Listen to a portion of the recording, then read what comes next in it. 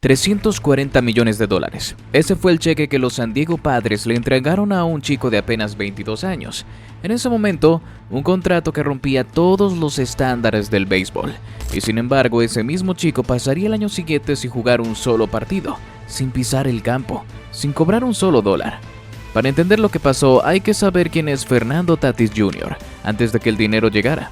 Nacido en San Pedro de Macorís, una ciudad que ha producido más shortstops de grandes ligas por kilómetro cuadrado que ningún otro lugar en el mundo, Tatis llegó a los Padres de San Diego en 2019, a los 20 años, sin fanfare, sin expectativas mediáticas masivas.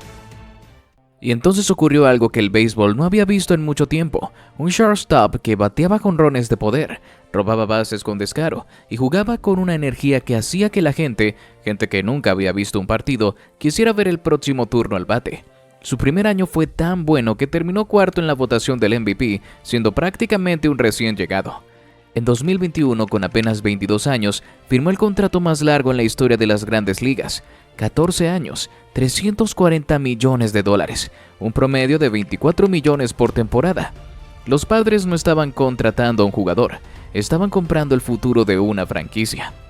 Cuando Tatis firmó ese contrato, algo cambió, no solo en su cuenta bancaria, cambió en la industria entera del béisbol. Los Padres, un equipo históricamente irrelevante, viviendo siempre en la sombra de los Dodgers de Los Ángeles, de repente eran tema de conversación. De repente vendían camisetas, de repente importaban. Tatis se convirtió en la cara de una nueva generación del béisbol joven, libre, explosivo. Mientras otros jugadores cargaban con la rigidez del béisbol tradicional, él batía jonrones con swing completo cuando el libro de jugadas decía que no debía hacerlo. Cuando los pitchers veteranos se quejaban, él sonreía, y el público lo amaba por eso. En 2021, lideró la Liga Nacional en jonrones, terminó tercero en la votación del MVP. Era sin exageración uno de los 5 mejores jugadores del planeta en ese momento.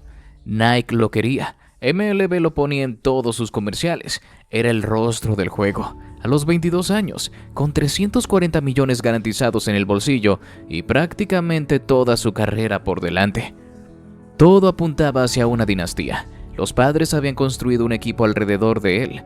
Manny Machado a su lado, picheo de élite, rotación profunda. El plan era claro. Tatis llevaría a San Diego a su primera serie mundial en décadas. Y entonces llegó el invierno de 2021. El hombre con el contrato más grande del béisbol pasó el invierno manejando una motocicleta en la República Dominicana y se fracturó la muñeca izquierda en un accidente. Eso solo ya era una catástrofe. Semanas de cirugía, meses de rehabilitación, una temporada 2022 que arrancó sin su estrella principal. Pero eso fue solo el primer golpe. El 12 de agosto de 2022, cuando Tatis estaba finalmente en ligas menores recuperándose a días de regresar al campo, Major League Baseball hizo el anuncio. Tatis había dado positivo por clostebol, un esteroide anabólico. Sanción inmediata, 80 juegos de suspensión. En un instante, el jugador más emocionante del béisbol, el que tenía garantizados $340 millones hasta el año 2035, quedó fuera, no solo por lesión, por dopaje. La suspensión le costaría casi $2.9 millones a su salario, pero el daño económico real no era ese, era el daño a su imagen, a su legado, a la confianza que una ciudad entera había depositado en él. Tatis dijo que había tomado un medicamento para tratar una tiña, una infección en la piel sin saber que contenía la sustancia prohibida. Retiró su apelación y aceptó el castigo. Cometí un error, dijo, no tengo excusa. Pero el mundo del béisbol no perdonó tan fácilmente. Los Padres, que habían construido toda su identidad sobre él, dejaron ir ese mensaje entre líneas. Esperábamos más madurez, dijo su gerente general A.J. Preller. Otro jugador del equipo fue más directo. Es hora de que crezca. El chico de 22 años, con el contrato más largo en la historia del béisbol, había quemado en pocos meses prácticamente todo el capital de confianza que había construido en 3 años brillantes, y los Padres, sin él, avanzaron de todos modos a postemporada. Eso también dolió. Cuando Fernando Tatis Jr. regresó al campo en 2023, el béisbol lo esperaba con los brazos cruzados. ¿Podía ser el mismo? ¿O la suspensión, las lesiones, el año perdido le habrían quitado algo que no se recupera? Su primera temporada de regreso no fue mágica. Él mismo lo admitió. Nunca encontré mi swing en toda la temporada. 25 jonrones, una efectividad decente, 13% mejor que el promedio de la liga según las métricas avanzadas, pero lejos del monstruo que había sido. La pregunta seguía en el aire. Entonces llegó 2024, y con eso llegó algo que nadie esperaba. Tatis reinventándose. Pasó de shortstop, la posición de élite, la que él adoraba, a jardinero derecho. Un movimiento que para muchas estrellas hubiera sido una humillación. Para Tatis fue algo diferente. Lideró a todos los jardineros de las grandes ligas en carreras defensivas salvadas. Ganó el Platinum Glove, el mejor defensor de toda la Liga Nacional. Y al bate, su OPS fue el más alto desde su temporada de 2021. Pero el momento que definió su regreso no ocurrió en temporada regular. Ocurrió en postemporada contra los Dodgers de Los Ángeles, el equipo que terminaría ganando la Serie Mundial ese año. En una serie en que los Padres tenían casi todo en contra, Tatis batió .350 con 3 jonrones y registró un OPS de 1359. Fue el mejor bateador de postemporada en la historia de los Padres, con al menos 30 turnos al bate. Su OPS total de 1500 fue el cuarto más alto en la historia de toda la postemporada de MLB. El equipo perdió la serie, pero Fernando Tatis Jr. ganó algo más importante que eso: la narrativa. Ya no era el chico que había fallado, era el chico que había vuelto.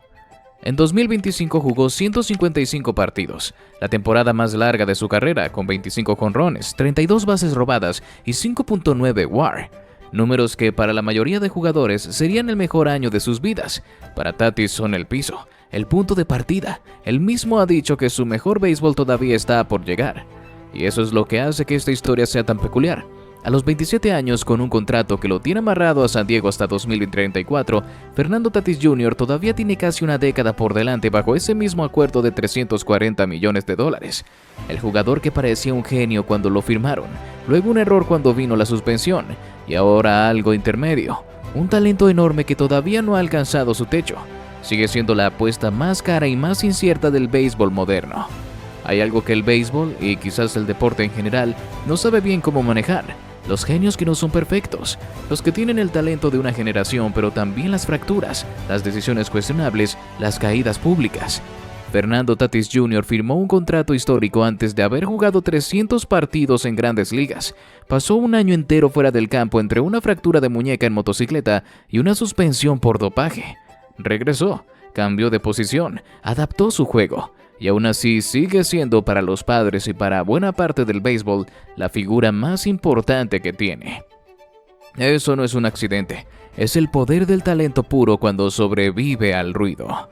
Los $340 millones fueron una promesa, una apuesta gigantesca de que este chico sería lo suficientemente especial como para justificar ese número absurdo.